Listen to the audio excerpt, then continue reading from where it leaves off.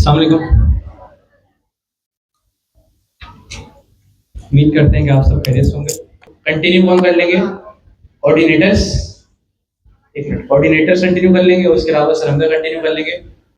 ये पढ़ के जाइएगा क्योंकि नेक्स्ट क्लास में जब मैं आऊँगा मैं इस readme.md वाले को नहीं कवर करूँगा, हम कॉन्टेक्स्ट से स्टार्ट करेंगे। तो अभी 1 घंटा हमारे पास, तो आप लोग इसको अच्छे से कवर कर लेंगे। अस्सलाम वालेकुम, उम्मीद है सब ठीक होंगे। अच्छा, हम कोऑर्डिनेटर्स जितने भी हैं हम पढ़ाएंगे, टॉपिक्स जितने भी रिमेनिंग है हमारे, तो हम कोशिश करेंगे कि आज readme.md की जो मेन फाइल है हमारी वो हम कंप्लीट कर ले प्रॉम्प्ट इंजीनियरिंग के अंदर। तो सबसे पहले लास्ट क्लास में सर ने एक असाइनमेंट दिया था COD एंड TOD का, तो आप लोगों में से कितने लोगों ने वो कर लिया? तो लिंक्डइन पे सबमिट करवा दिया? नहीं। तो लास्ट टाइम क्या क्या चीजें हो गई थी, किसी को याद है?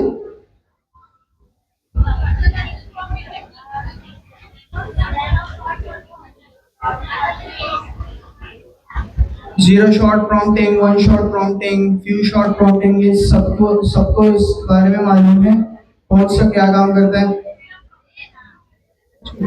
अच्छा, आज जो हमारा टॉपिक स्टार्ट होगा वो होगा एडवांस प्रॉम्प्टिंग स्ट्रेटजीज से, जिसमें से चेन ऑफ थॉट और ट्री ऑफ थॉट का आप लोगों को असाइनमेंट मिला था।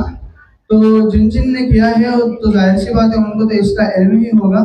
तो आप में से कितने हैं जो अभी यहाँ पे आके भी चेन ऑफ थॉट को पढ़ा सकते हैं स्टेज से? तो आप आ जाएं।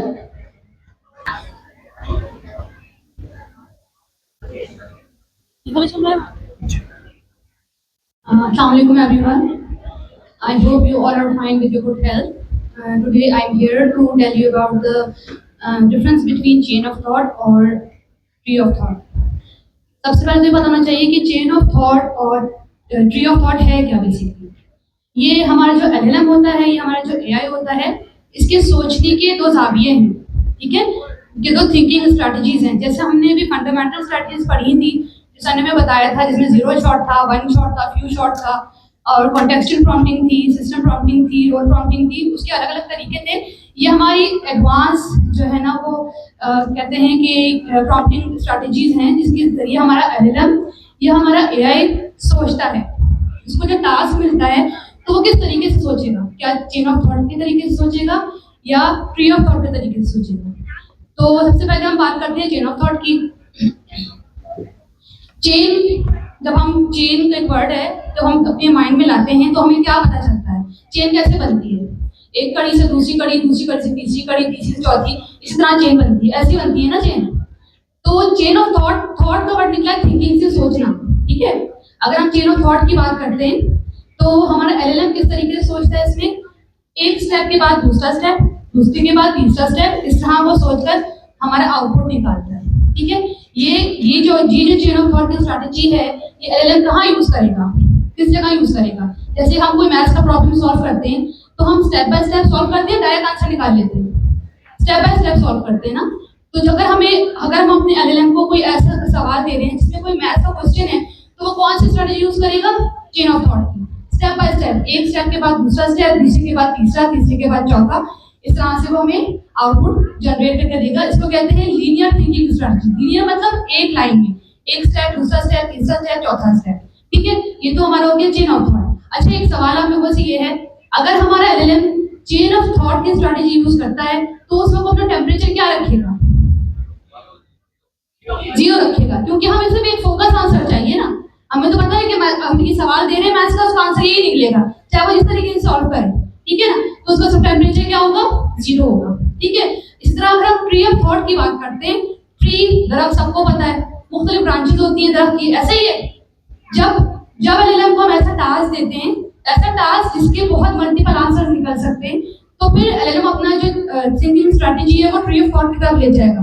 किस तरह?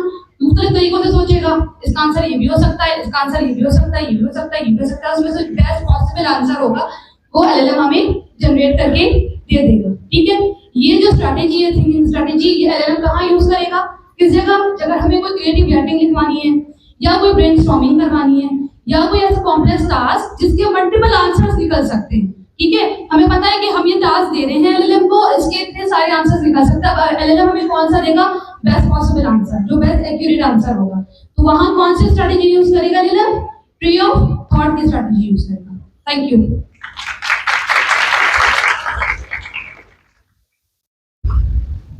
अच्छा, इन्होंने काफी बेहतरीन समझाया है चेन ऑफ थॉट और ट्री ऑफ थॉट के बारे में। तो हम इससे आगे, ये यहाँ तक सबको समझ में आ गया चेन ऑफ थॉट और ट्री ऑफ थॉट क्या चीज है? सबको फर्क समझ में आ गया? अच्छा, एक और सवाल मेरा इसमें यही है कि अगर हम टेम्परेचर को 0.0 की बजाय 0 के बजाय हम रखते हैं 0.3, 0.4, तो उससे हमें क्या नुकसान होगा? कंसिस्टेंसी नहीं रहेगी। लेकिन हमारा टेम्परेचर जो है वो तो मैंने 1 भी नहीं दिया, 1 भी नहीं दिया, ना 0.7 दिया, ना 8 दिया, मैंने तो 0.3 दिया, जो कि एवरेज से भी कम आ गया।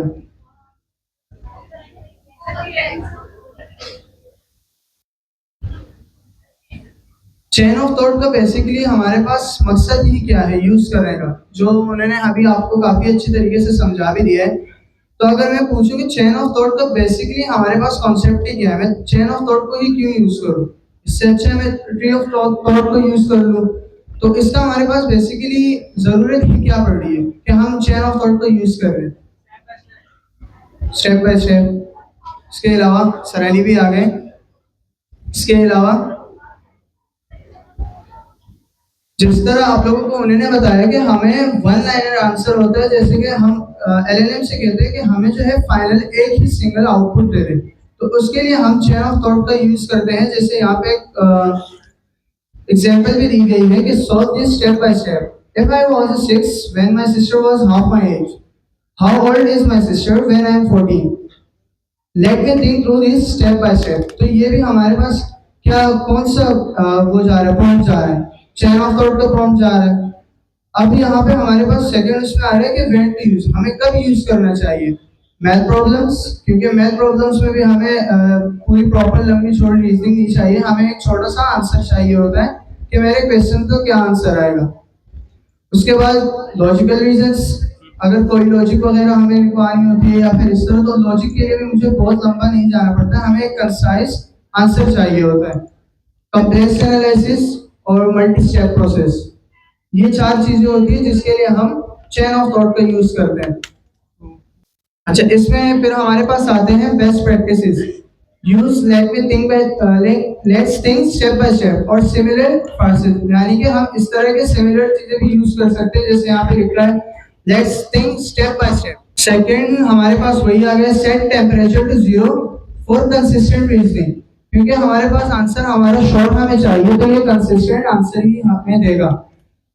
तीसरा है extract final answer separately from reasoning, यानी कि जो भी वो रीजनिंग करेगा उससे हम रीजनिंग जो भी उस तरह लॉन्ग कर रहे हैं, शॉर्ट कर रहे हैं, वो एलिमिनेट करता है, हमें एक छोटा सा कंसाइज फाइनल आंसर ला के दे रहे हैं। सेकंड हमारे पास आता है सेल्फ कंसिस्टेंसी। अब ये क्या चीज है, यहाँ पे लिखा है generate multiple reason paths and select the most common answer. अब इसका क्या मतलब, यानी कि हमारे पास जो प्रॉम्प्ट जाएगा, हम एलएलएम को ऐसा प्रॉम्प्ट देंगे जिसमें हम पाथ डिफाइन करेंगे कि हमारे पास ऐसे, अगर मैं इस प्रॉम्प्ट को देखूं, क्वेश्चन यहाँ पे हुआ है if a store offers a 20% discount on a $50 item, what is the final price. तो यहाँ पे हमने क्वेश्चन में 3 पाथ दिए और जनरेट भी दिए, generate 3 different reasoning paths for this question and select the most consistent answer, यानी कि मैंने उसको 3 पाथ दे दिए हैं, यानी कि सेम सवाल 3 अलग अलग डायरेक्शन से मैंने उनसे कर लिया, ताकि मेरे पास एक प्रॉपर फाइनल आंसर हमारे एलिमेंट से आ जाए। अब यहाँ पे 3 पाथ दिए गए, जैसे फर्स्ट पाथ को अगर हम देखें तो find the final price, calculate the discount 20% of 50 is 0.28 multiplied by 50 is equal to 10. Subtract this from the original price. तो हमारे पास ये 3 पाथ है, इन तीनों पाथ का हमारे पास कॉमन आंसर क्या आएगा, 40 आएगा। अब इस तरह हम करते क्यों हैं, अब जैसे मैंने यहाँ पे ये सवाल है, सवाल को अगर मैं बदल दूं और यहाँ पे 5 में 3 अलग अलग दे दूं जो कि सेम ही क्वेश्चन को रिडायरेक्ट कर ले, लेकिन तीनों में से किसी एक का आंसर मेरे पास डिफरेंट आ गया, तो हमारे पास क्या हुआ, मॉडल कहीं ना कहीं गलती करता है। अब जैसे यहाँ पे मैंने किया सेल्स कंसिस्टेंसी का प्रॉम्प्ट हुआ, 3 और 5 जो है सेम क्वेश्चन को डायरेक्ट कर रहे हैं, तो उसका आंसर हमारे पास मोस्ट कॉमन क्या आएगा, 40 आ गया। तो हमारे पास इसका यही फायदा होता है कि हमें फाइनल आंसर जो है पता लग जाता है कि आया एलएलएम हमें बिल्कुल सही बता रहा है या नहीं बता रहा। उसके बाद हमारे पास आती है स्टेप बैक प्रॉम्प्टिंग। अब स्टेप बैक प्रॉम्प्टिंग क्या है, ask a more general question first, then use the context for the specific question. अब इसका एग्जांपल हम इस तरह ले सकते हैं यार, फॉर एग्जांपल मैं किसी मोबाइल यूआई बना रहा हूँ और मैंने इनसे क्वेश्चन कर दिया कि मुझे मोबाइल ऐप के लिए एक यूआई डिजाइन करनी है, मुझे कोई भी अच्छा सा थीम सजेस्ट कर दो, या फिर जो भी मैं उससे प्रॉम्प्ट दे दूं वो सजेस्ट करके मेरे पास आंसर आ जाए। अब मैं उस आंसर को देखूंगा और जो आंसर आएगा नेक्स्ट प्रॉम्प्ट मेरा जाएगा कि यही वाले जो आपने प्रिंसिपल्स हमें जो दिए, using the principle redesign the mobile apps login screen. तो ये मेरे पास क्या कर देगा, जो मॉडल ने मुझे ऊपर थीम दी थी या डिजाइन दिया था, वही थीम डिजाइन हमारे पास क्या हो जाएगा, सेम टू सेम वही अप्लाई हो जाएगा। अब इससे क्या फायदा है, इससे ये फायदा है कि हमारा मॉडल गेसिंग पे नहीं रहेगा कि वो गेस करके आपको कोई भी डिजाइन दे सकता है, जो कि कभी खराब भी हो सकता है, कभी सही भी हो सकता है, हमें इसका कोई आइडिया नहीं होता।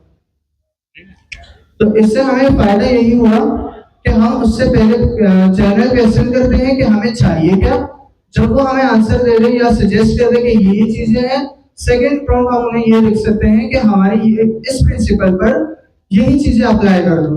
तो उससे यही होता है कि वो गेस मोड पे नहीं रहेगा, वो आपके पास जो ऊपर उन्होंने चीजें दी थी, कॉन्टेक्स्ट आया था उनका पुराना वाला, उसी पर आपको रीडिजाइन करके वही प्रिंसिपल्स अप्लाई हो जाएंगे, ना कि वो गेस से कोई भी डिजाइन आपको अप्लाई कर दे देगा।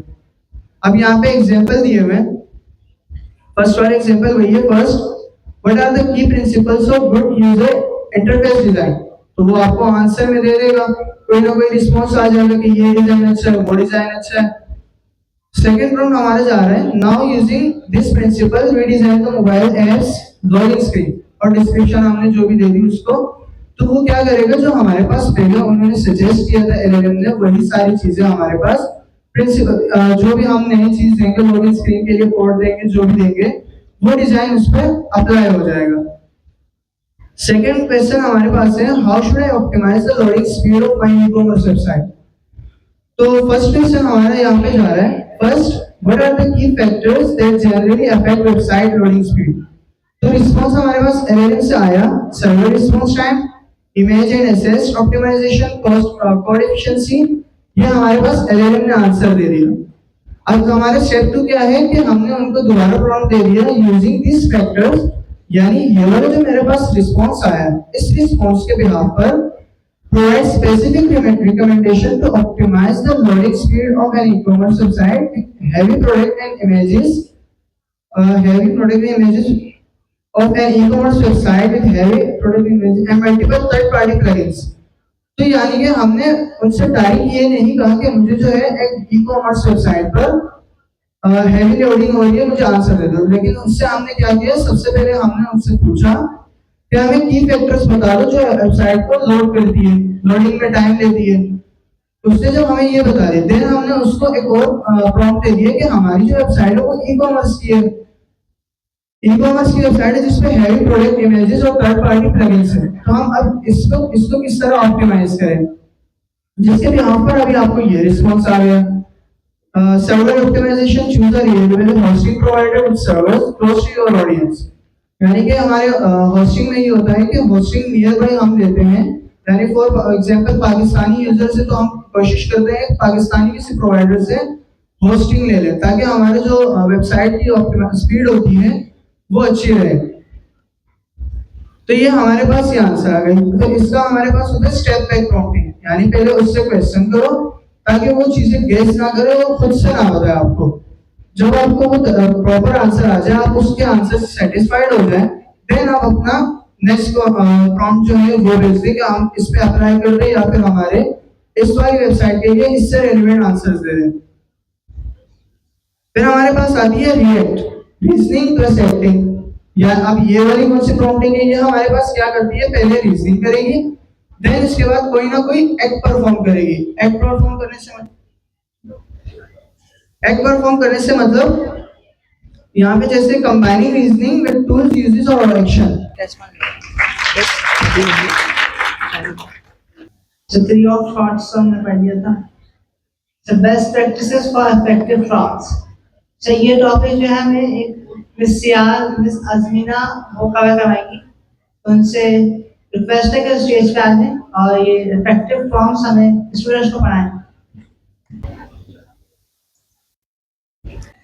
अस्सलाम, जैसे कि सर ने अभी हमारा पीछे में बताया था, आगे हमारा टॉपिक है बेस्ट इफेक्टिव प्रॉम्प्ट। यानी जब हम प्रॉम्प्ट देंगे, प्रॉम्प्ट इंजीनियरिंग जो हम पढ़ रहे हैं इसमें, कि हम जो प्रॉम्प्ट देंगे वो किस तरीके का, यानी बेस्ट प्रॉम्प्ट कौन सा होगा। सबसे पहले इसमें क्या चीज़ है, बी स्पेसिफिक एंड क्लियर। यानी जो प्रॉम्प्ट दिया जाएगा वो बिल्कुल स्पेसिफिक होना चाहिए। यानी अगर हम कहेंगे कि मुझे खाना दो, मैं रियल लाइफ एग्जांपल्स आपको दूंगी ताकि इजीली समझ में आ जाए क्या कि मुझे खाना दो। अब हमने प्रॉम्प्ट क्या दिया है, मुझे अब क्या नाम है, एलएलएम को तो नहीं पता, वो कंफ्यूज हो गया कि मुझे खाने में क्या चाहिए। मैंने कोई स्पेसिफिक चीज तो उसको नहीं बताई है ना कि मुझे ये चीज चाहिए या मुझे ये खाना है। मैंने सिर्फ सिंपल एक बात कर दी कि मुझे खाना दो। तो अब क्या है, ये गलत तरीका है, बैड एग्जाम्पल है। अब बड़ी एग्जाम्पल्स की क्या हो जाएगी कि मुझे खाने के अंदर ये चीज चाहिए, मुझे ये दो। जैसे आपको यहाँ पे दिखा रहा है, बैड एग्जाम्पल क्या है, राइट अबाउट डॉग्स। अब डॉग के बारे में मैं क्या लिखूं, मुझे ये तो नहीं बताया। तो अब क्या बोल रहे हैं इसके अंदर, right a 300 information article about the health benefits of dog focusing on mental health. यानी पूरा जो आगे आ रहा है इसके अंदर हमें क्या, एलएलएम को पूरी प्रोवाइड कर दी इंफॉर्मेशन कि मुझे ये चीजें चाहिए, डॉग के बारे में ये चीजें हैं जो मुझे पता लगना चाहिए। अच्छा, अब हम अगर इसको बोलेंगे कि मुझे ये काम चाहिए, यानी अगर मैंने इसको बोला, इसकी एग्जांपल दिए, टेल मी अबाउट कार्ड्स, यानी मुझे किसी भी बारे में आप बता दें, टेल मी। यानी कोई हम उसको कह नहीं रहे आपकी मर्जी, आप हमें ये चीज बताओ या वो चीज, लेकिन अब हम क्या करेंगे, उसके अंदर एक्शन वर्ब्स करेंगे, एनालाइज करके दो, कंपेयर करके दो मुझे, या क्रिएट करके दो, डिस्क्राइब दो। यानी हम उसको ऑर्डर देंगे तो वो हमें सही तरीके से जो हमारी चीजें हैं वो बताएगा। उसके बाद थर्ड है प्रोवाइड एग्जांपल्स व्हेन पॉसिबल। यानी जितनी चीज हमें और अच्छे तरीके से एक्सप्लेन करेंगे, जैसे हमने उसको बोला कि मुझे एक पोएम दो। अब पोएम किसी तरीके किस पे हो, कि कोई पेड़ पे ले लो या कोई कैट पे लिखकर दे दो मुझे पोएम, यानी मुझे इस तरीके की पोएम चाहिए। तो ये क्या है, हमने एक एग्जांपल प्रोवाइड कर दी है कि मुझे इस तरीके का आंसर चाहिए। थर्ड है स्ट्रक्चर योर प्रॉम्प्ट, यानी हम इसको बताएंगे स्ट्रक्चर वे में। एक अगर हम एग्जांपल इसकी ले लें, हम जैसे बिल बुक ले लें, बिल बुक के अंदर क्या चीज होती है, क्वांटिटी है, प्रोडक्ट कितनी है आपके पास, क्या चीजें इसमें आएंगी, डिस्क्रिप्शन। या हमने क्या कर दिया है, एक तरीके से स्ट्रक्चर बता दिया। अब हम एलएलएम को कह रहे हैं कि मुझे इस तरीके से इस स्ट्रक्चर में ये आंसर चाहिए, मुझे अब इस आंसर को इसी स्ट्रक्चर में देना। ये बेस्ट वे है प्रॉम्प्टिंग करने का। उसके बाद आ रहा है यूज इंस्ट्रक्शंस ओवर कंस्ट्रक्शन, यानी हम ये नहीं बोलेंगे कि जैसे मुझे इस ईमेल के अंदर, मैंने एलएलएम बोला मुझे ईमेल चाहिए, लेकिन इस ईमेल के अंदर 500 से ज्यादा वर्ड्स नहीं हो, या ये बहुत ज्यादा क्या नाम है 3 लोगों के पास जाए, 3 लोगों से ज्यादा नहीं जाए। यानी हम नेगेटिव वे में उसको कुछ भी नहीं बोले, वो क्या हो जाएगा, कंफ्यूज हो जाएगा। इसके लिए हमें क्या होगा, हमें पॉजिटिव वे में इससे बात करनी होगी, यानी कि ये चीजें मुझे चाहिए, मुझे इतने लोगों को ईमेल करनी है, इतने वर्ड्स को आप यूज करिएगा और इस वे में आप उसको ईमेल करिएगा। ठीक है। अब control output format, specify exactly how you want to response structure. यानी अभी के जैसे हमने जैसे पढ़ी है कि हमें किस तरीके का आउटपुट चाहिए। यानी अब मैंने आपको एग्जांपल दी थी बिल बुक की, जैसे वो पूरा एक फॉर्मेट बना हुआ है, इसके अंदर भी क्या होगा, जब हम आंसर ले लेंगे वो एक फॉर्मेट बना हुआ होगा, एक्सएमएल फॉर्म दे दे, जेसन फॉर्म में दे दे हमें, तो ये चीज है। Use variable rule for reusability. अब वेरिएबल्स को अगर हम यूज करेंगे, जैसे हम शुरू में काम करते रहे थे टाइपस्क्रिप्ट में, हम वेरिएबल्स बनाते थे, फिर उस वेरिएबल्स को हम क्या करते थे, रीयूज कर देते थे जब भी हमें काम करना। अब प्रॉम्प्टिंग के अंदर क्या है कि अगर हम वेरिएबल्स बना दें, बहुत ज्यादा वेरिएबल्स भी ना बनाएं कि क्या हो जाए बहुत ज्यादा मसला, सिर्फ कुछ वेरिएबल्स बना दें हमने, जैसे इसकी हम बना देंगे इसके अंदर, तो क्या होगा कि जब भी हम चेंजेस कर रहे होंगे तो वो वेरिएबल्स को सिर्फ चेंज करना पड़ेगा, पूरा का पूरा हमें जो प्रॉम्प्ट लिखा होगा वो चेंज करना नहीं पड़ेगा। आइट्रेशन एंड डॉक्यूमेंट, आइट्रेशन के अंदर ये होगा, हम जितनी बार एक चीज पूछे, हमने एलएलएम से पूछा कि मुझे क्या नाम है कि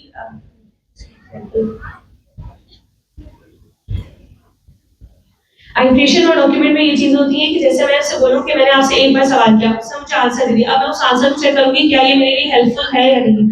अगर मेरे लिए हेल्पफुल नहीं है तो मैं उसको बोलूंगी मुझे और चीजें इसके अंदर बताओ, यानी तुम उसको और डिस्क्राइब करो।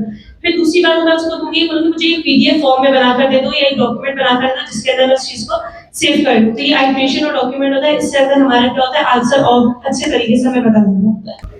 अच्छा, हमने भी देखा अफेक्टिव प्रॉम्प्ट्स होते क्या हैं। अच्छा, हम इसकी शुरू से दोबारा एक दफा देख लेते हैं, जिनको समझ नहीं आया या जिनको बिल्कुल भी समझ आया उनके एक दफा फिर से देख लेते हैं शॉर्ट करके, मेरे पास टाइम शॉर्ट है और टॉपिक ज्यादा है। अच्छा, best practices for effective prompt.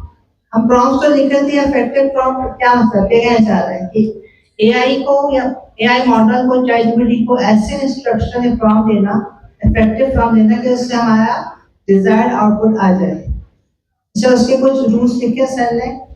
पहला क्या है कि बी स्पेसिफिक एंड क्लियर। सो जैसे कि एक सर ने एग्जांपल दी है बिल्कुल कि राइट अबाउट डॉग्स, अब ये बिल्कुल बैड एग्जांपल है, तो सर ने बिल्कुल एक प्रॉम्प्ट लिखा है जिसके अंदर पूरा उसका बताया कि 300 वर्ड्स का होगा, उसके फिर इंफॉर्मेटिव होगा, आर्टिकल होगा। तो इसे सर ने पूरा ये प्रॉम्प्ट लिखा है, ये है बी स्पेसिफिक किया और क्लियर दिया।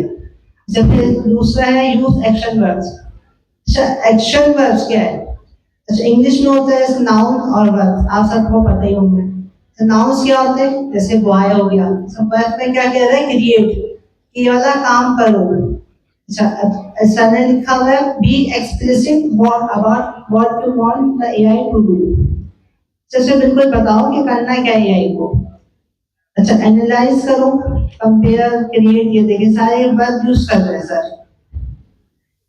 अच्छा, सारे वर्ब है, जैसे हम कहते हैं जनरेट अ ब्लॉग या राइट अ ब्लॉग, क्या वर्ब यूज कर रहे हैं।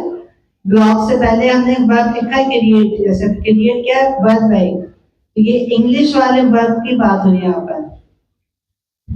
Provide example when possible. अच्छा, एग्जांपल जब आप प्रॉम्प्ट लिख रहे होते हैं तो हम उसे एग्जांपल देते हैं, जैसे हम वन शॉट में कोई एग्जांपल देके फिर वो काम करवाते हैं।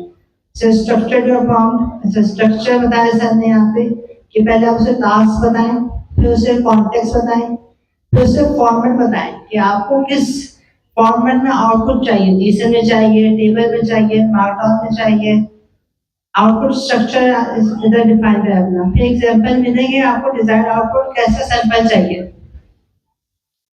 अच्छा, use instructions over constants, sir ने बताया। कंट्रोल आउटपुट का सर ने यहाँ पे बताया है। Specify exactly how you want the response the structure. अच्छा, सर ने यहाँ पे एग्जांपल देंगे, return your answer as a JSON object with the following structures। अब हम इधर लिख सकते थे return your answer in table format, in markdown format। हम डेवलपर हम क्या समझते हैं? JSON से समझते हैं। हमने कहा कि JSOन ऑब्जेक्ट में हमें जवाब चाहिए LLM से। हमने ऐसे एग्जांपल दे दी कैसे चाहिए कि मेन आइडिया क्या होगी? स्ट्रिंग होगी। सपोर्टिंग जो पॉइंट्स होंगे वो LLM होंगे। कॉन्फिडेंस लेवल हाई, मीडियम या लो हो सकता है। Use variables for reusability. अच्छा, इसमें सर ने वेरिएबल्स डिफाइन किए हैं, जैसे यहाँ पे आप बता सकते हैं अपना रोल, टास्क और कॉन्टेक्स्ट। जो सर ने यहाँ पे फिर आइटरेट डॉक्यूमेंट, तो फिर कुछ इसके पिटफॉल बताएंगे।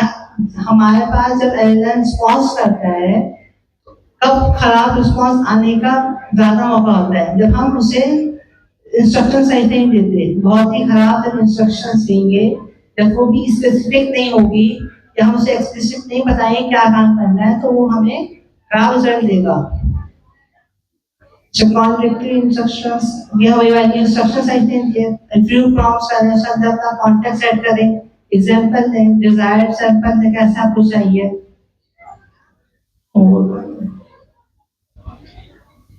अच्छा, अब इसमें लिखा है टू मैनी प्रॉम्प्ट्स। अच्छा, अब आपने ये नहीं कि एक आपने कोई प्रॉम्प्ट लिखने हैं उसके अंदर बहुत सारे एग्जांपल्स देते हैं, ऐसे नहीं करें। हमने पढ़े है ना कि फ्यू शॉट होता है, जीरो शॉट होता है। तो हम बस यही बात हो रही है कि focus on positive instructions rather than long list of do not dos. अब प्रॉम्प्ट जब हम लिखते हैं तो हम बताते हैं ये नहीं करना, ये नहीं करना, ऐसे करना है। ये इसी बारे में बात हो रही है कि आपने प्रॉम्प्ट लिखते हुए इतना वो से नहीं बताना कि ये नहीं करना, ये नहीं करना, बिल्कुल ही एक पॉजिटिव इंस्ट्रक्शन देनी है उसको। बाकी इग्नोर टोकन लिमिट्स, टोकन की बात हो रही है। टेस्टिंग वेरिएशंस हो गए यहाँ पे। टेस्ट आगे एक टॉपिक है ए बी टेस्टिंग का, हम वो देखेंगे कि हम प्रॉम्प्ट के डिफरेंट वर्जन बनाते हैं फिर हम उसके थ्रू एलएम से रिस्पॉन्स लेते हैं। तो सर ने यहाँ पे कुछ हैंड्स ऑन एग्जाम्पल नहीं है जो कि आपने घर जाके खुद इसको चलानी है। एक जगह एग्जाम्पल लिखे थे बेसिक प्रॉम्प्ट में, right a social media post about coffee, ये बिल्कुल बेसिक प्रॉम्प्ट है। अगर हमें इसे इम्प्रूव करना है तो हम जैसे यूज आप देखें, right and engaging Instagram post for a local coffee shop. अब ये राइट ये वर्ब यूज हो रहा है, हम उसे बता रहे हैं तुमने एक इंगेजिंग इंस्टाग्राम पोस्ट बनानी है लोकल कॉफी शॉप के बारे में। अच्छा, सिंपल ये प्रॉम्प्ट्स ने बताए गए थे, यहाँ कॉन्टेक्स्ट आ गया, किस कॉन्टेक्स्ट की बता दिया, ऑडियंस बता दी, टोन बता दिया, फॉर्मेट बताया सर ने। और ये देखिए पूरे स्ट्रक्चर प्रॉम्प्ट सामने है जो ऊपर सर ने बताया था कि इसके रूल्स एक प्रॉम्प्ट लिखने क्या होते हैं। इफेक्टिव प्रॉम्प्ट लिखने की बेस्ट प्रैक्टिसेस वो आप इस सारे प्रॉम्प्ट में लिख सकते हैं। अच्छा, ये आपने घर जाके सारी एग्जांपल्स को चलानी है और देखना है क्या रिजल्ट आ रहा है, कैसे रिजल्ट आ रहा है। अच्छा, हमारा जो नेक्स्ट टॉपिक है वो टेस्ट एंड आइटरेशन है, तो ये कौन से अकॉर्डिंग टू उसका असाइन थे वो इस चीज पे आ जाएगा। वो है टेस्टिंग एंड आइटरेशन का। अब हमारे पास ये क्या चीज होती है, यहाँ पे हमारे पास हम पहला पॉइंट अगर देखें, ये फाइल्स का ये बंद करना नहीं आता फाइल्स के लिए। अच्छा, यहाँ पे फर्स्ट पॉइंट हमारे पास आ रहा है क्रिएट अ टेस्टिंग फ्रेमवर्क। अब इससे क्या मतलब होता है, हमारे पास कि जो भी हम प्रॉम्प्ट्स लिखते हैं तो उसके क्या करते हैं, हम डिफरेंट वर्जन्स का उसको डिफाइन कर रहे होते हैं। जैसे कि फॉर एग्जांपल मैंने कोई एक प्रॉम्प्ट किया एलएलएम से, उसका मुझे रिस्पांस आया, लेकिन जिस तरह मैं उससे रिस्पांस चाह रहा था उस तरह रिस्पांस मुझे उनसे नहीं मिला। तो क्या हुआ, मैं दूसरा प्रॉम्प्ट ट्राई करता हूँ, दूसरे से भी नहीं आया तो मैं तीसरा प्रॉम्प्ट ट्राई करता हूँ। तीसरे प्रॉम्प्ट से अगर मेरे पास रिस्पांस सही आया जिस तरह मुझे चाहिए था, तो मैं क्या करता हूँ कि मैं अपने पास वो प्रॉम्प्ट सेव कर लेता हूँ, अपने पास एज अ फ्रेमवर्क उसको रख लेता हूँ कि नेक्स्ट टाइम मैं इस प्रॉम्प्ट को यूज कर सकूं। अब बीइंग अ प्रॉम्प्ट इंजीनियर, अगर आप प्रॉम्प्ट को इसी तरह यूज करेंगे, प्रॉम्प्टिंग करेंगे, अपना काम खत्म करके छोड़ देंगे, तो आप प्रॉम्प्ट इंजीनियर नहीं कहलाते। प्रॉम्प्ट इंजीनियर वही होते हैं एक्चुअली जो कि अपने पास पूरा फ्रेमवर्क बनाते हैं, अपने पास एक लाइब्रेरी बनाते हैं कि उनके जो अच्छे प्रॉम्प्ट्स होते हैं, जो फॉर एग्जांपल जैसे अगर मैं कोई भी क्वेश्चन करूं, जैसे कि वो ई कॉमर्स वाला आया था, तो ई कॉमर्स वाले पे ही अगर मैं सेम क्वेश्चन करूं, उसमें मैं मल्टीपल प्रॉम्प्ट्स करूं जिनमें से मुझे एक में से अच्छा रिस्पांस आया, तो मुझे तो नेक्स्ट टाइम के लिए अगर मुझे जरूरत पड़ेगी, मुझे वो सेम प्रॉम्प्ट थोड़ी याद रहेगा कि मैंने ये वाला प्रॉम्प्ट उस पे ट्राई करना है। तो मैं क्या करता हूँ, वही प्रॉम्प्ट अपने पास सेव करके कहीं रख लेता हूँ, ताकि नेक्स्ट टाइम के लिए मेरे पास सेम कुछ आए तो मैं जाके अपना वो फाइल ऑन करूँ और सेम वर्जन, जो भी वर्जन के नाम से मैंने सेव कर रखा होगा कि ये वाला इस काम के लिए था, वो प्रॉम्प्ट मैं उठा के दोबारा एलिमेंट को दे सकूं और अपने हिसाब से जिस तरह मुझे काम करवाना था उस तरह मैं करवा सकूं। अब यहाँ पे अगर बुलेट पॉइंट्स आप देखें तो यहाँ भी यही कह रहे हैं, record from variation tables and settings, यानी आपने प्रॉम्प्ट में किस तरह का प्रॉम्प्ट दिया था, स्ट्रक्चर वाइज था, या मतलब जिस तरह आपने उनको प्रॉम्प्ट दिया था कि मुझे ये चीजें चाहिए, उसमें कॉन्टेक्स्ट से पाया था, जितनी भी चीजें थी, तो यहाँ पे आपने उसको रिकॉर्ड कर लिया अपने पास। ईजी मॉडल यूज टेम्परेचर, इसमें आपने कितना टेम्परेचर डिफाइन किया है, मॉडल डिफाइन किया है, ये सारी चीजें। सेकंड बुलेट आ रहा है, test this prompts to access the quality of the AI outputs, यानी कि वही आप प्रॉम्प्ट्स को टेस्ट कर रहे हैं कि कौन सा प्रॉम्प्ट जो है आपके पास बेटर ऑप्शन, बेटर रिजल्ट ला रहा है, तो वो आप उसको सेव कर लेते हैं। तीसरा आ रहा है, evaluate result based on specific criteria, accuracy, relevance, style. ये भी वही चीज आ गई कि आपने मतलब सारे ये जो चारों बुलेट आपके पास है, ये वही डिफाइन कर रहे हैं कि आप प्रॉम्प्ट अपने पास सारे सेव करके रखे डिफरेंट वर्जन्स के नाम से। यहाँ पे जैसे यहाँ पे मेंशन है प्रॉम्प्ट वर्जन 1.0, वर्जन 1.1। अच्छा, अब यहाँ पे क्या है, गोल जनरेट ब्लॉग पोस्ट, GPT-4 का मॉडल है, टेम्परेचर आपने दे दिया 0.7, आउटपुट क्वालिटी क्या आ गई, गुड आ गई। नोट्स आपने यहाँ पे दे दिए कि टू फॉर्मल, यानी कि फॉर्मल का मुझे कोई अच्छा रिस्पांस नहीं आया। अब यहाँ पे प्रॉम्प्ट वर्जन बदल गया, वर्जन 1.1 हो गया, यानी आपने प्रॉम्प्ट को इंप्रूव कर दिया, आपने उसका टेम्परेचर चेंज कर दिया, जो भी चीजें थी यहाँ पे ऐड टू गाइडेंस, तो यहाँ पे क्या हो जाएगा, आपके पास अच्छा रिस्पांस आ जाएगा। तो वो ही वाला प्रॉम्प्ट आप क्या करेंगे, अपने पास सेव कर लेंगे। इसी तरह हम टेस्टिंग करके वर्जन अपने पास सेव करके जाते हैं सिंगल प्रॉम्प्ट के। अब सेकंड आ रही है A B test different approaches. अब ये क्या चीज है? ये भी वही है, जैसे यहाँ पे मैंने अपने पास मल्टीपल प्रॉम्प्ट्स नोट कर लिए। फॉर एग्जांपल यहाँ पे दो आ गए, दो प्रॉम्प्ट्स आ गए, ठीक है। अब यहाँ पे ये क्या कह रहे हैं, A B testing in a prompt engineering involves creating and trying output multiple versions of a prompt. यानी कि हम मल्टीपल प्रॉम्प्ट्स लेंगे और उसको टेस्ट करेंगे। टेस्ट करने के बाद जो भी हमारे पास फाइनल आंसर आएगा उसको हम अपना जो भी हमारा काम होता है उसमें भी यूज हो जाता है और हम अपने पास सेव भी कर लेते हैं नेक्स्ट टाइम के लिए। अब यहाँ पे कुछ वेरिएशंस में डिफाइन की गई है। डिफरेंट एग्जांपल सेट्स, यानी कि अलग अलग तरीकों से आप कर लो, जेसन फॉर्मेट में ले लो, उसके अलावा मार्कडाउन से टेक्स्ट में ले लो। इस तरह जितने भी हमारे पास तरीके होते हैं हम उनसे एआई से आंसर ले सकते हैं। वेरियस इंस्ट्रक्शन पासिंग्स, यानी कि जो आपके पास सबसे पहले पास आया था कि let me think step by step, ठीक है, पासिंग उसकी है, आप उसको चेंज करके दूसरा कोई पास यूज कर सकते हैं। डिफरेंट टेम्परेचर सेटिंग्स, आप डिफरेंट टेम्परेचर देके चेक कर सकते हैं कि कौन से वाले से आपको बेटर रिस्पांस मिल रहा है। अल्टरनेटिव आउटपुट फॉर्मेट्स, वही आ गया कि आपने अलग अलग फॉर्मेट से आंसर ले लिया है उसे और देन आपने टेस्ट किया कि कौन सा वाले से आपको बेहतर आंसर मिल रहा है। तीसरा पॉइंट हमारे पास आ रहा है एवैल्यूएट result, consider accuracy, does it correctly, मतलब आपके पास आंसर करेक्ट आया जो आपने लिया। Relevance, is it on topic, क्या ये टॉपिक पर था या नहीं था। तीसरा पॉइंट हमारे पास आ रहा है completeness, does it cover everything needed, यानी कि जो जो चीजें हमें रिक्वायर्ड थी क्या हमें मिली या नहीं। चौथा हमारे पास आ रहा है style, does it match the desired tone, यानी कि जो हमने उनको टर्म डिफाइन की थी कि आपने इस टर्म में मुझे रिप्लाई देना है वो है या नहीं है। और पांचवा हमारे पास आ रहा है फॉर्मेट कि is it structure is requested. अगर मैंने प्रॉम्प्ट में उसको जेसन कहा और उसको मार्कडाउन सिंटैक्स दे दिया तो यानी कि एलएलएम ने मुझे रॉन्ग आंसर दे दिया, मेरा प्रॉम्प्ट कहीं ना कहीं से गलत हो गया। 4 पॉइंट हमारे पास आ रहे common evaluation matrix, consistency, same prompt similar outputs, यानी कि सेम प्रॉम्प्ट, मेरा प्रॉम्प्ट सेम ही है लेकिन मैंने उसमें आउटपुट अलग अलग ले लिए टेस्टिंग के लिए कि मेरे पास कौन से प्रॉम्प्ट से कौन सा आंसर बेस्ट आ रहा है। तो प्रॉम्प्ट मेरा सेम ही रहेगा। जैसे कि अगर मैं किसी भी प्रॉम्प्ट की बात करूं, कोई भी प्रॉम्प्ट हो कि मुझे कराची का वेदर बता दो और जेसन फॉर्मेट में बता दो और 2-3 चीजें मैंने उसमें साथ और लगा दी, तो मैं उसके क्या करूंगा, चेक करूंगा मेरे पास जो भी रिस्पांस आएगा फिर मैं जेसन फॉर्मेट से हटा के उसको मार्कडाउन सिंटैक्स में रख दूंगा, मार्कडाउन सिंटैक्स से हटा के मैं प्लेन टेक्स्ट में रख दूंगा। फिर मैं उसमें से टेस्ट करूंगा कि मेरे पास सबसे अच्छा और बेहतरीन रिस्पांस किससे आया, वही हमारे पास फाइनल रिजल्ट होता है। सेकंड आ रहा है following instructions against specific requirements, वही बात होगी कि रिक्वायरमेंट्स जो भी मैंने अभी आपको कहा ये सारी चीजें इससे में ही आ रही है कॉमन इवैल्यूएशन मैट्रिक्स में। फिर हमारे पास है एडवांस टिप्स फॉर 2025, यानी लिवरेज स्ट्रक्चर आउटपुट्स। इसमें सबसे पहले हमारे पास आ रहा है leverage structure output, use JSON, XML और other structure format for complex data, यानी कि हमारे पास अगर कोई कॉम्प्लेक्स डेटा है तो उसके लिए हमें प्रॉम्प्ट के अंदर जेसन, एक्सएमएल या फिर कोई और जो कि स्ट्रक्चर आउटपुट हमें देता है वो हम यूज कर ले कोई किसी भी कॉम्प्लेक्स डेटा के लिए।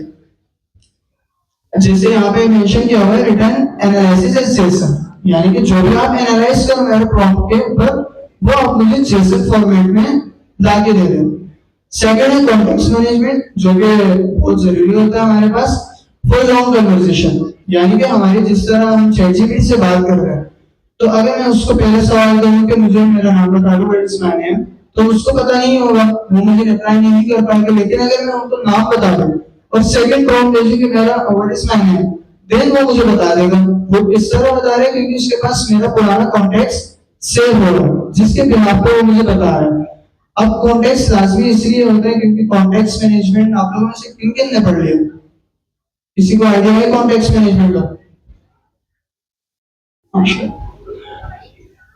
अच्छा, यहाँ पे क्या क्या लिखा है, for long conversation summarise previous context, यानी प्रीवियस मैंने जितने भी प्रॉम्प्ट दिए हैं उसको समराइज करो। यूज सिस्टम मैसेज इफेक्टिवली, यानी मैसेज जो सिस्टम मैसेज होगा वो इफेक्टिवली यूज होगा। Break complex task into smaller parts, context management के अंदर ही हम कंप्लेक्स टास्क को जो है स्मॉलर पार्ट्स में डिफाइन कर देंगे। मल्टी मॉडल प्रॉम्प्टिंग अब ये क्या है? When working with the models that support images, जो सपोर्ट करते हैं इमेजेस को ऑडियोज कर लो। इसमें क्या है? Be explicit about what to look for in images, यानी मुझे किस टाइप का इमेज चाहिए और उसमें क्या क्या चीजें होनी चाहिए। सेकंड हमारे पास है combined text and visual instructions, यानी टेक्स्ट और इमेज को कंबाइन कर दो, यानी कि आपका प्रॉम्प्ट आएगा फॉर एग्जांपल के फॉलोइंग इमेजेस या अपलोडेड इमेजेस डिफाइन दिस या फिर analyze this according to this images, जो भी हमारा प्रॉम्प्ट होगा उसके अकॉर्डिंग। यहाँ पे तीसरा पॉइंट हमारे पास आ रहा है मल्टी मॉडल में यूज इमेजेस एज एग्जांपल्स और कॉन्टेक्स्ट। कभी कभार क्या होता है कि हम इमेजेस को भी एज ए कॉन्टेक्स्ट यूज कर रहे होते हैं। अगर फॉर एग्जांपल मुझे ChatGPT के पास जाना है लेकिन मेरे पास टेक्स्ट फॉर्म में जो लिखा है वो है इमेज, मैं क्या करता हूँ इमेज पेस्ट कर देता हूँ या स्क्रीनशॉट मेरे पास जो भी होता है मैं पेस्ट कर देता हूँ और उनको बता देता हूँ। प्रॉम्प्ट में हमारे पास मैं लिख देता हूँ कि मुझे इस इमेज में से ये चीजें लाके दे दो या इस इमेज को एनालाइज करके जो भी मैंने प्रॉम्प्ट दिया उसके अकॉर्डिंग मुझे जवाब दे दो, तो वो भी मेरे पास image as a context use हो जाएगा। चौथी चीज हमारे पास है प्रॉम्प्ट चेनिंग, यानी कि break complex task into step. Prompt chaining का यही मतलब है कि आप कॉम्प्लेक्स टास्क को स्मॉलर पार्ट्स में डिवाइड कर दो। अब इसमें जैसे स्टेप 1 है रिसर्च टॉपिक, स्टेप 2 आ रहा है create an outline based on research, यानी जो रिसर्च इसने जिस टॉपिक पे रिसर्च किया अब ये उस पे आउटलाइन बना देगा। स्टेप 3 हमारे पास आ रहा है right the full content based on outline. तो इससे हमारे पास क्या होता है कि आंसर हमारा इफेक्टिव आ रहा होता है, बजाय इसके कि हम वन लाइन में बोल दे कि research the topic and create an outline based on research, हम एक में बता रहे बल्कि हम उसको क्या कर देते हैं स्टेप्स में डिवाइड कर देते हैं ताकि हमारा जो एलएलएम है वो प्रॉपर रीजनिंग करके हमें आंसर दे सके। बाकी नेक्स्ट स्टेप हमारा है रिसोर्सेज एंड नेक्स्ट स्टेप्स, यानी टूल्स और प्लेटफॉर्म्स हो गए, यानी यहाँ पे आपके पास कुछ गाइडलाइंस मौजूद है। जैसे टूल्स एंड प्लेटफॉर्म्स में देखता हूँ तो OpenAI Telegram test prompts with GPT models, आप जीपीटी मॉडल के साथ भी प्रॉम्प्ट टेस्ट कर सकते हैं ओपनएआई की जिनके पास अवेलेबल है, तो वो कोई भी ओपनएआई का मॉडल यूज कर सकते हैं, बस क्रेडिट्स होने चाहिए। सेकंड आपके पास है एनकॉपी कंसोल, एक्सपेरिमेंट विद क्लाउड के जो हमारे पास मॉडल्स होते हैं क्लाउड सोनेट या फिर हमारे पास इसके मॉडल्स आते हैं, आप कभी उनके साथ भी प्रॉम्प्ट टेस्ट कर सकते हैं। गूगल एआई स्टूडियो जेमिनी के मॉडल्स भी आप यूज कर सकते हैं। Prompt optimization tools available from various providers, यानी कि आपके पास जो आपका नॉर्मल प्रॉम्प्ट होता है आपको उसको ऑप्टिमाइज करना है, तो यहाँ काफी सारे वेबसाइट्स बने हुए हैं जो आपके प्रॉम्प्ट्स को ऑप्टिमाइज करके एक बेटर प्रॉम्प्ट आपको देते हैं जिसके थ्रू आप एलएलएम से कुछ भी पूछ सकते हैं। सेकंड हमारे पास आ रहे हैं learning resources, model documentation and guides, यानी कि जो भी एलएलएम है उसी के ही आप डॉक्यूमेंटेशन में जाके उसकी प्रॉम्प्टिंग देख रहे हो, वो लोग भी अपने जो है हर मॉडल का डिफाइन किया होता है कि हमारा मॉडल किस तरह की प्रॉम्प्टिंग से चल रहा है, क्योंकि प्रॉम्प्टिंग में ये होता है कि ये मार्केट के हिसाब से अपडेट होकर हर मॉडल अपने तरीके से चल रहा होता है। ये हम लोग दे दो प्रैक्टिस प्रोजेक्ट्स आप बिल्डिंग फ्रॉम प्रैक्टिस प्रोजेक्ट में दे दो। अच्छा, सेकंड हमारे पास है community forums and Discord servers. आप कम्युनिटी सर्वर्स और डिस्कॉर्ड सर्वर्स भी ज्वाइन कर सकते हैं क्वेश्चंस आंसर्स के लिए, लोगों के साथ बातचीत के लिए अकॉर्डिंग टू प्रॉम्प्ट इंजीनियरिंग और एजेंटिक एआई जो हमारा टॉपिक चल रहा है। थर्ड हमारे पास है GitHub repositories with prompt examples. हमारे पास मल्टीपल ऐसे गिटहब रिपोजिटरीज भी बने हुए हैं जो कि प्रॉम्प्ट एग्जांपल्स दिखाते हैं। आप लोग वहां पे जाके प्रॉम्प्ट एग्जांपल्स भी देख सकते हैं कि प्रॉम्प्टिंग आखिर होती कैसे है, प्रॉपर प्रॉम्प्टिंग, तो उसमें आपको आइडिया हो जाएगा कि हम प्रॉम्प्ट, कॉन्टेक्स्ट और लॉजिक 5 चीजें हमारे पास आती है कॉन्टेक्स्ट इंजीनियरिंग में। वो आपका नेक्स्ट वीडियो है, वो हम आगे की क्लास में पढ़ेंगे, अभी मैं नहीं बता रहा क्योंकि वो कॉन्टेक्स्ट इंजीनियरिंग में आती है। 5 चीजें होती है जो आपको फॉलो करनी होती है हर एक प्रॉम्प्ट के अंदर। फिर हमारे पास आ रहे प्रैक्टिस प्रोजेक्ट, तो ये 4 जो है ना ये आपका असाइनमेंट है, होमवर्क, इनमें से कोई भी है आप लोग करेंगे, लिंक्डइन पोस्ट बनाएंगे और सारा ये हफ्ता आपको टैग कर देंगे। इनमें से कोई भी है जो आपको इजी लगे, पढ़ना चाह रहे हैं कर लेना चाह रहे प्रैक्टिस के लिए, लेकिन कोई भी एक सबमिट करना लाजमी है। फिर यहाँ पे एंड में वही आ रहा है build a prompt library, create templates for common task, यानी आप टेम्पलेट्स बनाओ वेरिएबल्स का जो कहा गया था कि वेरिएबल्स हम रीयूजेबल इसलिए करते हैं कि ताकि हम किसी भी एक प्रॉम्प्ट को multiple as a template use कर सकें। यानी मेरा सेंड टेम्पलेट है, मैंने 100 कस्टमर को भेज दिया, तो उसमें मैं क्या करता हूँ, वेरिएबल्स का यूज करता हूँ, क्योंकि 100 कस्टमर के नाम सेम तो नहीं होंगे, अलग अलग होंगे जो कि हमारे डेटाबेस से आ रहे होते हैं। फिर सेकंड है document what works for different models.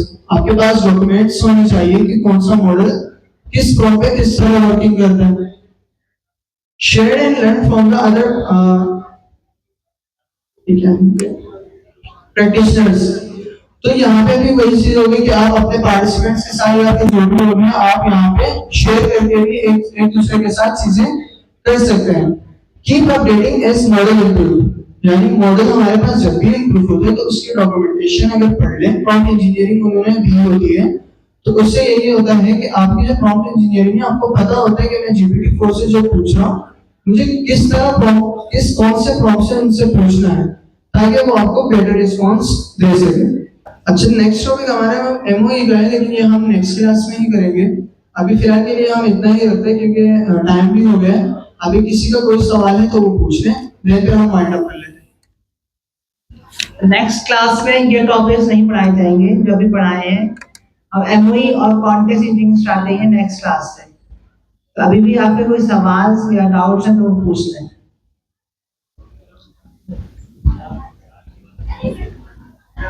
तो हम चलिए क्लास खत्म करते हैं और फिर नेक्स्ट वीक में मिलते हैं इंशाल्लाह। अल्लाह हाफिज़।